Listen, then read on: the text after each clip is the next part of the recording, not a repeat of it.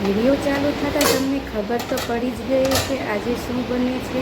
ગુજરાતીઓના favourite ફરસાણની વાત આવે તો એમાં એકદમ લીસી અને ખમણની સાથે સાથે બધાની ફેવરિટ તેવી પાટુડી તો હોય જ। તે પાટુડી ઘણાથી બનતી નથી કે પછી તેનું પરફેક્ટ બેટર બનાવવાની રીત, તેને વાળવાની રીત, કેટલું સુધી બેટર ઉકાળવું તે અને બેટરમાં કેટલી વસ્તુ કેટલી લેવી તે પણ બતાવીશ।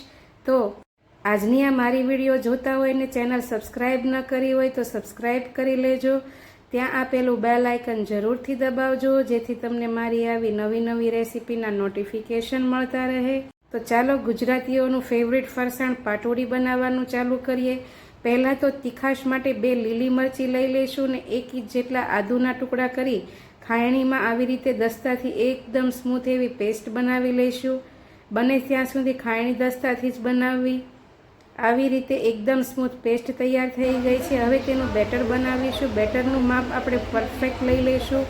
તેના માટે ઘરમાં રહેલા કોઈ પણ વાટકાનું માપ સેટ કરી કે પછી માપિયાથી આપણે 1 વાટકા જેટલો ચણાનો બેસન લઈ લઈશું। જે પેકેટમાં તૈયાર મળે છે તે ચાળીને લેવાનો છે જેથી બેટર બનાવતી વખતે ગાંઠા ન રહે। આ ટિપ્સ ખૂબ જ જરૂર છે।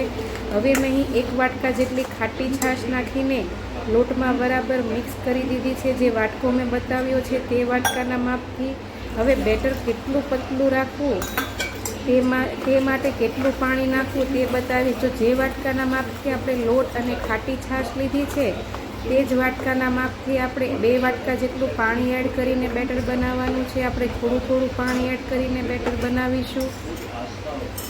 અત્યારે બેટર તમને એકદમ પતલું લાગશે પણ બેટર એટલું પતલું જ રાખવાનું છે જેથી જ્યારે આપણે પાટોડી બનાવીએ ત્યારે થિકનેસ તો આવી જાય લોટની પણ લોટ અંદરથી કાચો ન રહે એટલે આવું પતલું બેટર બનાવવાનું।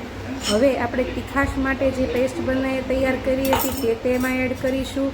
1 ચમચી જેટલો આપણે હળદર પાવડર એડ કરીશું। ચમચીનું માપ તમે જોઈ શકો છો અને 1/2 ચમચી જેટલી આપણે હિંગ એડ કરીશું। હળદર એટલી જ લેવાની છે તો પણ જ્યારે આપણે કઢીની જેમ ઉકાળશું ત્યારે તેનો કલર આવી જશે। અને જો તમને વધારે થોડી નાખવી હોય, કલર વધારે ગમતો હોય તો થોડી 2 ચપટી જેટલી વધારે પણ એડ કરી શકો। સ્વાદ પ્રમાણે મીઠું એડ કરીને ઝેણીથી આવી રીતે ઝેરીને આપણે એકદમ સ્મૂથ બેટર તૈયાર કરી લઈશું।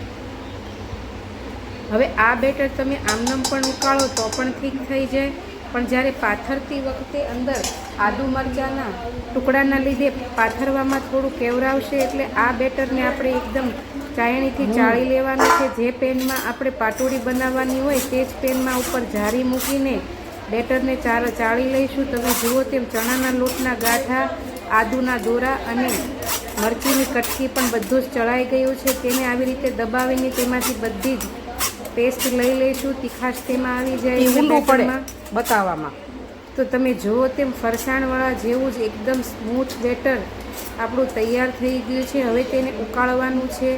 એકદમ થીક પાટોડી જ પથરાઈ જાય તેવું થઈ જાય ત્યાં સુધી ઉકાળવાનું છે। ગેસની ફ્લેમ ઓન કરીશું અને મીડિયમથી લો કરી દઈશું। પેન ઉપર મૂકીશું અને હવે આવી રીતે એક જ રાઉન્ડ દિશામાં ફેરવીને આપણે અંદાજે 12 થી 14 મિનિટ સુધી આ બેટર ઉકાળવાનું છે।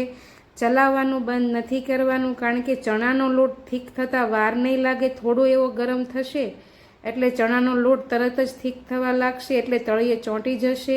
એટલે આવી રીતે એક જ રાઉન્ડ દિશામાં ફેરવીને આપણે અંદાજે 12 થી 14 મિનિટ સુધી ઉકાળવાનું છે।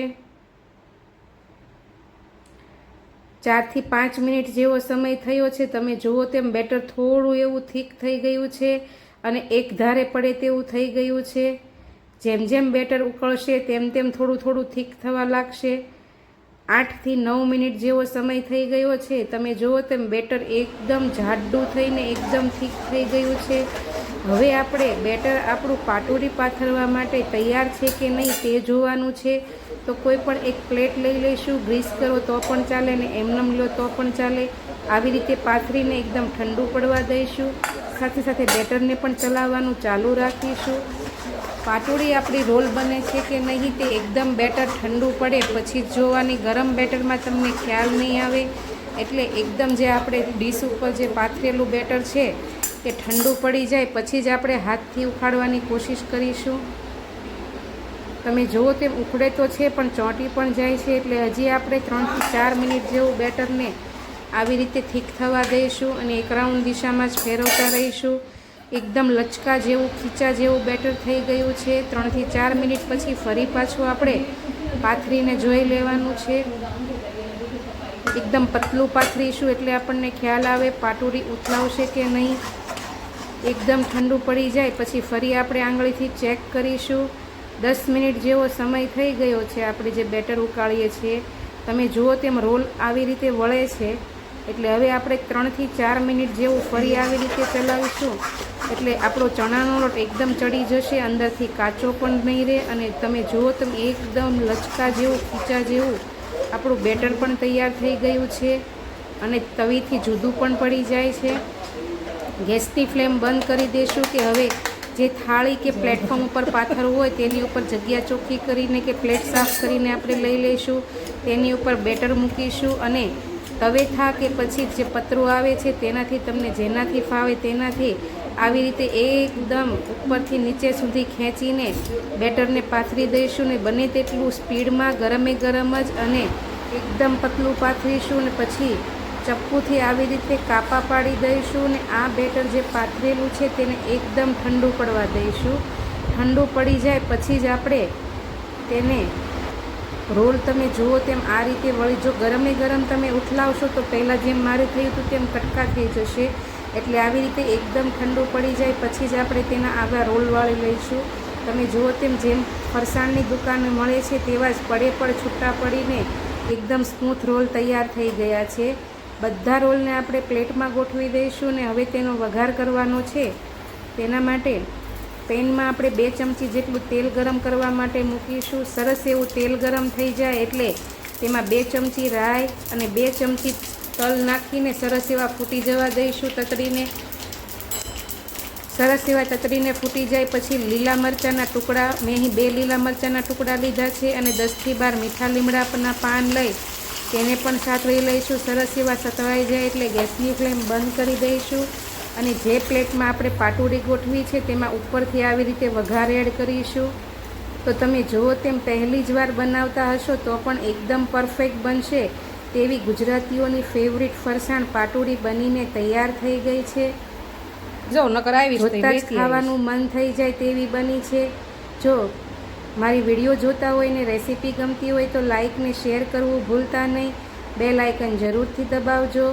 તો ચાલો આવતીકાલે ફરી મળીશું આવી ગુજરાતી ટ્રેડિશનલ નવી રેસીપી સાથે. ત્યાં સુધી આવજો. જય શ્રી કૃષ્ણ.